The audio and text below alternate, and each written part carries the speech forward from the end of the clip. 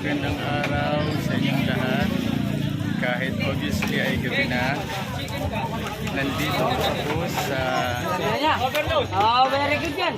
Jokno Avenue at ako ay nabighani rin sa hiwaga ni Diwata alias Leo Binaobra.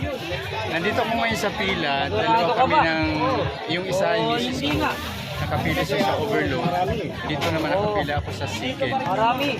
So, napakahaba yung pila, napakarami.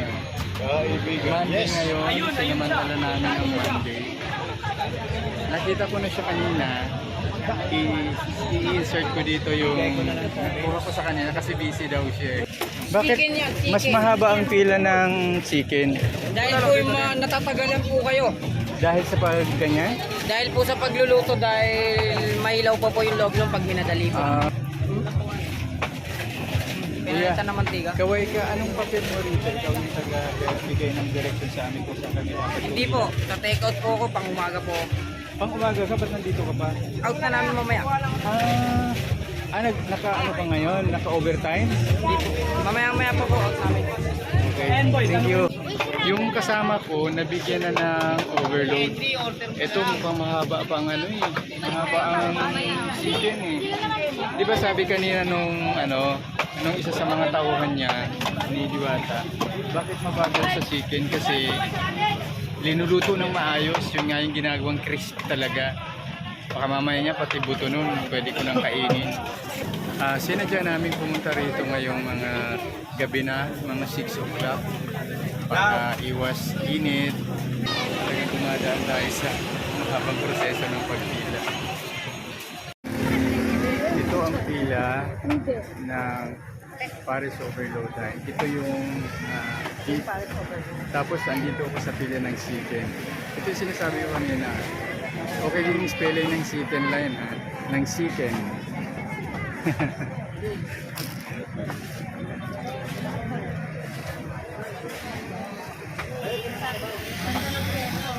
Yan ang haba ng pila. Ito ang haba ng Paris Overload. Parang walang masyadong pinagka. Pero 2 lines talaga siya. Ito naman ang pila na chicken overload. Ito ang Jokno Avenue. Yan yung papunta sa Senate. Galing sa Senate. Actually mga sasakyan na yan, galing ng Senate yan. Yung direction, bababa kayo kung galing kayo ng Cavite, which is galing kami ng Cavite. Ang bababa kayo ng World Trade Center, tapos tatawid sa kabila, lalakad ng konti. Ito yung mga water supply. Ayan. Ayan, makain. Grabe, hindi ito ordinaryong kainan lang. Talagang ito malaking pero kung sabi nga niya malaki rin yung gastos niya sa dami ng taong sinusweldohan niya.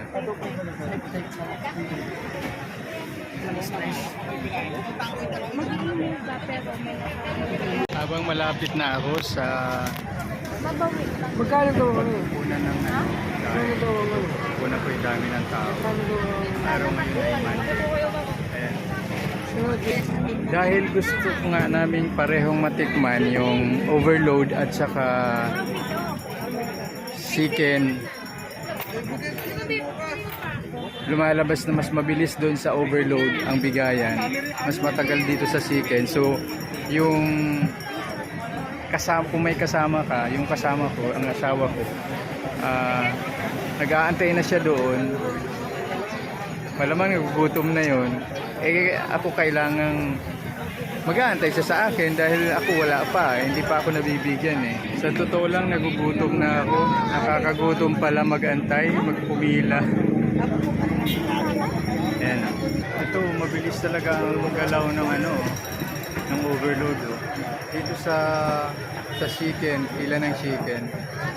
Nakatingga kami rito, mga 45 minutes yata kami dito. Nagugutom na talaga ako.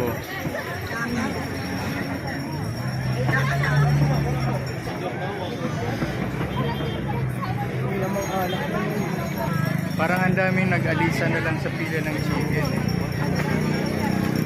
Pero hindi pa rin kami dumalaw. Oh, ayan, umalis na naman.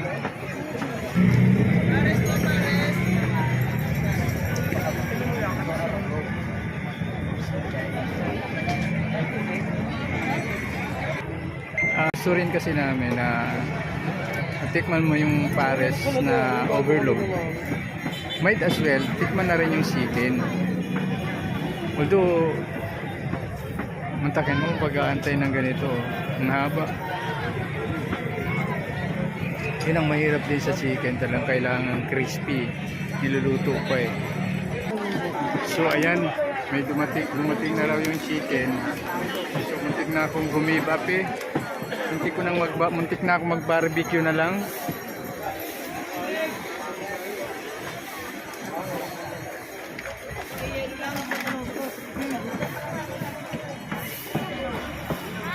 O, sa wakas, gumalaw na rin ang chicken. Oh, ayan oh, may pa e-bike giveaway si Diwata. Oh. Look ni Diwata. And Sahara e-bike. Aba, may commercial na si Diwata. So ayun, may nakita na akong bagong dating na yun.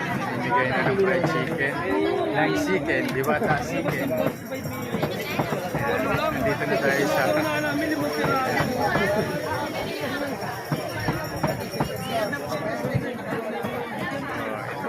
ito ang sitwasyon dito sa kung saan malapit ka ng bigyan ng pagkain. Ayan o.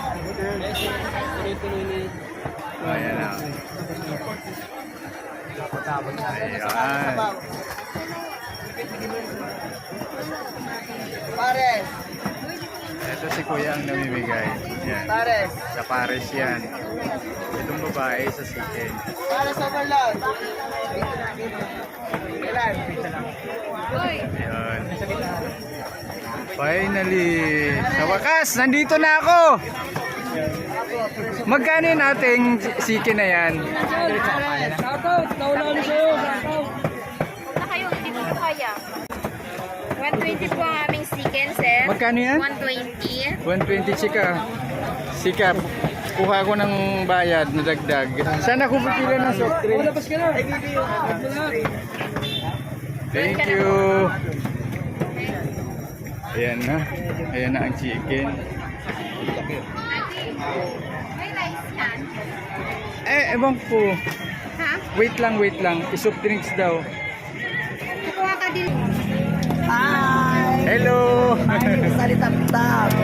Like, sir. Ano naman ang pangalan mo? Tap-Tap po. Ikaw si Maria Magkiling.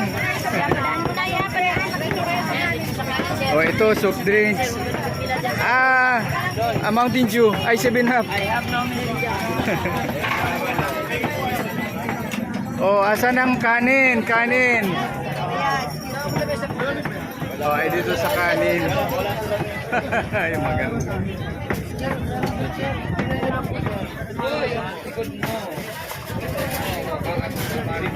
Kailangan pala hindi ko binitawan yung chicken ko. Kuya, yung chicken ko nandun na sa lamesa ha. Kunin mo yan. Sige lang po, sir. Kuha po lang po kayo. Excuse. Pag wala na naman yung lagayan niya, sir, bilang po tayo. Dala yung lagayan lang po. Okay. Pag hindi nyo kaya po, balikan na po yung mga pagkain nyo. Kasi matapon na. Okay, salamat. So ito, ordinaryong pagkain ba to? This is extraordinary. Saan ka naman nakakita ng ganitong kainan, oh? Oh, di ba? Pinaunted na tayo po sa akin. Huwag rin para. Oh, mamak na ito. Grabe. Riyan.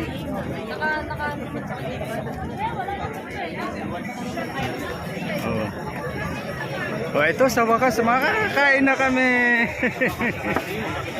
Ay, pati kutsara, ano? Ayan. So, ito yung kakainin namin, oh. Oh, babalik daw kung kulang ng rice, babalik lang. Ito yung Paris Overload. Ang soft drinks nila ay 7-Up. Ito yung chicken. Ang Paris Overload ay 100. Tapos ang chicken ay 120. Oh, so yun. Oh, kunan muna natin uli ng overview yung mga yung mga kumakain dito. Tingin ko kung kumakain dito o supply dito eh. Mga employees. Grabe. Hindi ako naniniwalang ordinaryong kainan ito. Ano ba sa'yo?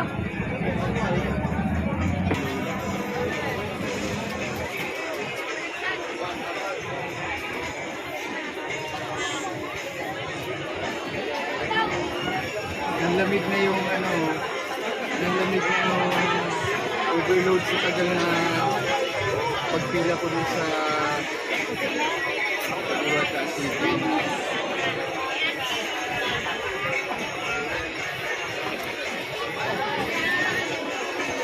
Ngayon, nasisistensyahan ko na kung masarap pa talaga.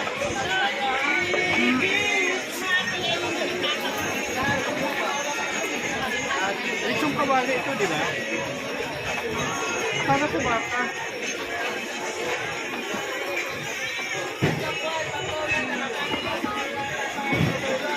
Bawal sa akin ko pero kakain ako dahil kay Diwata.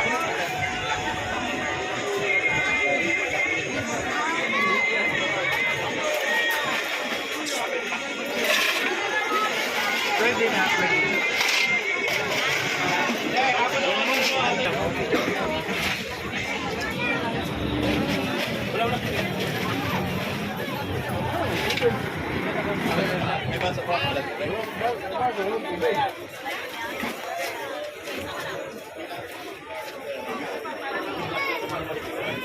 Actually, masarap yung salsa.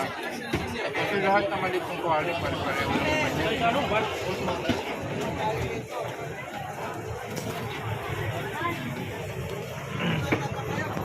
Hirapin ko mga kuwali.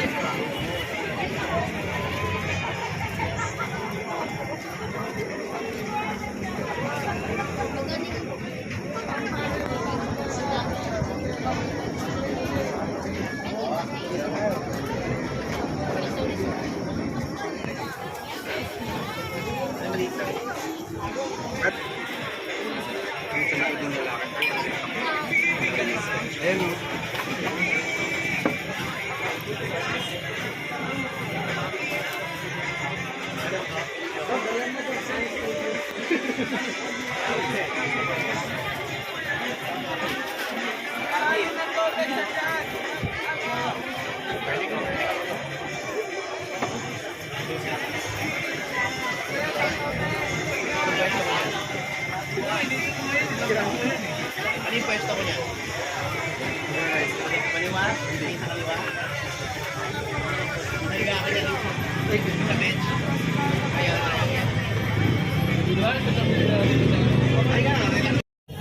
Ngayong nakakain na kami, ayan nakakain na kami. Balikan natin yung kung gaano kahaba ang pila ngayon. Against the light, ayan. Ito ang entrada. Ito ang entrada. Ngayon, ito ngayon ang umpisa ng pila.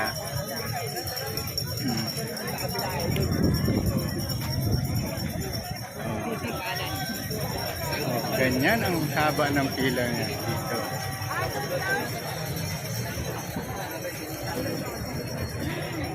Nakita ko si Diwata kanina. Basta may kuha akong maigli sa kanya. Ayan.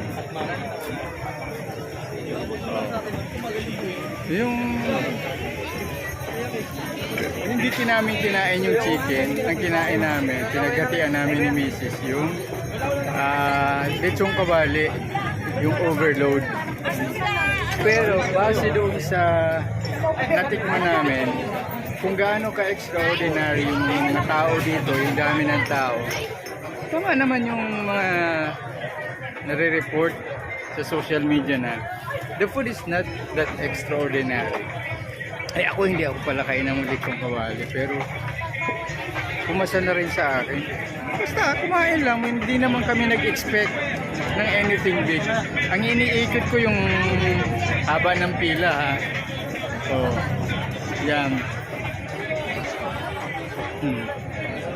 Pero other than the pila, talagang sobrang daming tao.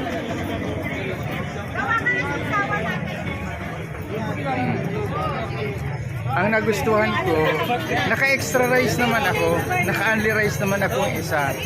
Pero ang nagustuhan ko yung sabaw. Kasi bumalik ako para humingi ng sabaw aray ko. Ayan o. Diba? Sa daming tao. My God. So ito pala yun.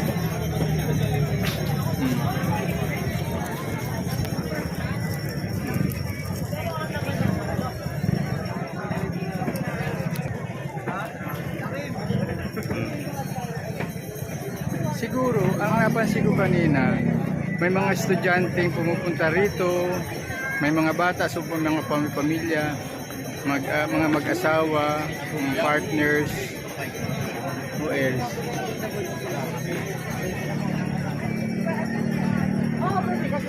Tapos dito ang ihawan. Yan. Ito ang ayan, ang dami ng tao yan. Parang flea market eh. Tutusin, pwede na niya magbili itong lugar na to eh.